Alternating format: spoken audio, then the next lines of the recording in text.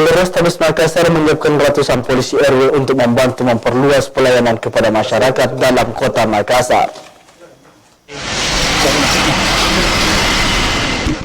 Sebanyak 908 personil disiapkan untuk menjadi polisi RW di setiap kecamatan di kota Makassar usai pelaksanaan apel di Polrestabes Makassar, Jalan Ahmad Yani, kota Makassar, Rabu pagi.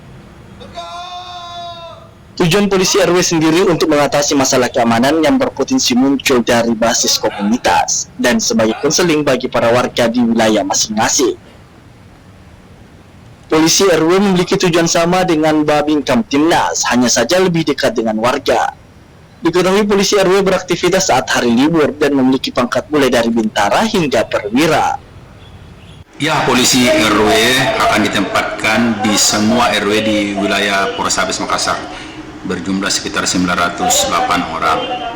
Itu akan ditempatkan atau bertugas di setiap RW di Kota Makassar dengan tujuan untuk mendengarkan keluhan, menerima masukan, atau mengarahkan masyarakat berkaitan dengan hal-hal Kamtibmas.